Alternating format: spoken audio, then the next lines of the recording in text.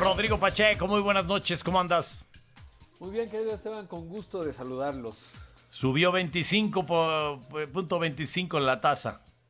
Así es, el Jerome Powell y bueno, el Comité de Mercados Abiertos del Fed subió pues a un récord, prácticamente es el ciclo alcista más alto, o digamos de los últimos pues prácticamente 16 años. Eso generó cierta debilidad del dólar que llevó a que se cotizara el dólar en México en 17,92, que son niveles ya de finales de 2017. Así que bueno, pues ha resultado interesante. Y viendo la conferencia de prensa que daba Jerome Powell, bueno, siempre los banqueros centrales tratan de no, digamos, ser muy categóricos en las afirmaciones que hacen porque evidentemente van tomando sus decisiones con base en los datos. Pero sí había algunas cosas concretas que dijo. Uno, no van a modificar el objetivo de inflación de Estados Unidos, actualmente es de 2%. Alguien le planteaba, oye, y si fuera del 3% no estaría bien. Y decía Jerome Powell, pues no, sigue siendo 2%. La otra que me llamó más la atención fue que decía Jerome Powell, le decían, oye, todo el mundo está viendo que viene una recesión, ¿tú todavía crees que nos podemos salvar de la recesión controlando la inflación? Y decía, sí lo creo porque desde que comenzamos el ciclo alcista llevamos prácticamente 5.25% o 525 puntos base. Es verdaderamente el mayor ciclo alcista prácticamente desde tiempos de los 80s con un personaje que se llamó Paul Volcker. Y dice, y el desempleo está en 3.5%. Entonces eso es inédito. Y aunque no me es ajena la historia en donde marca que tendríamos que ir a una recesión, la verdad es que los datos no lo están mostrando. Y me pareció interesante ese comentario de Jerome Powell.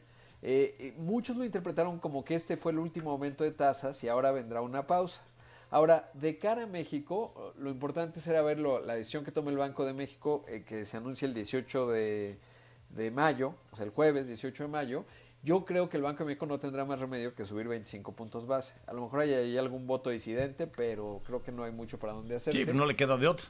Pues sí, y pues llegará a 11.50% la tasa de referencia en México, que es altísima. Buena idea los CETES, por ejemplo, que llegaron ayer a su nivel más alto de los últimos 22 años, ¿no? Es realmente extraordinario.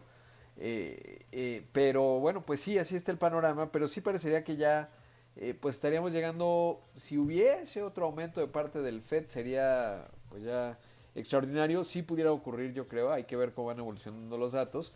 Pero sí me llamaba la atención Jerome Powell, que decía, nos podemos salvar de la recesión, y sus argumentos no estaban del todo errados, porque sí se han roto muchas correlaciones, ¿no? O sea, normalmente tú dices, oye, Ayer dijiste algo que me quedé pensando y es muy interesante. Es más fácil combatir la tasa de interés que la inflación.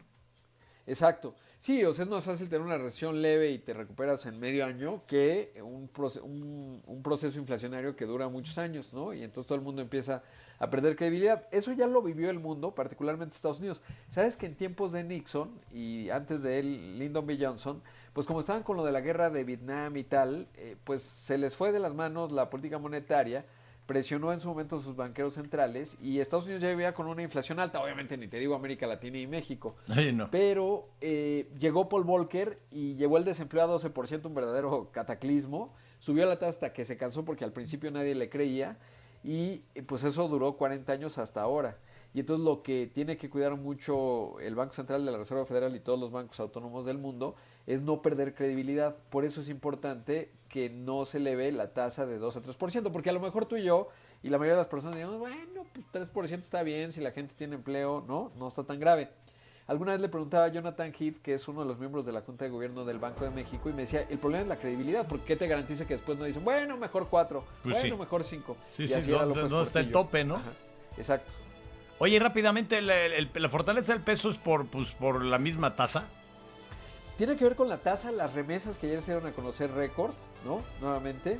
El diferencial de tasas, la posición fiscal de México, obviamente las exportaciones que también pues van muy abultadas en el primer trimestre y todos son influjos de dólares, ¿no? Oye, pero También por eso no hay liquidez. remanentes, ¿no? Por la situación del peso. Exactamente. Sí, porque el Banco de México pues tiene un peso fuerte, entonces no le sobra, ¿no? No Si le el dólar sobra. estuviera fuerte, exacto. Pues Rodrigo, como siempre, muchísimas gracias. Gracias, querido Esteban. Buenas noches. Buenas noches.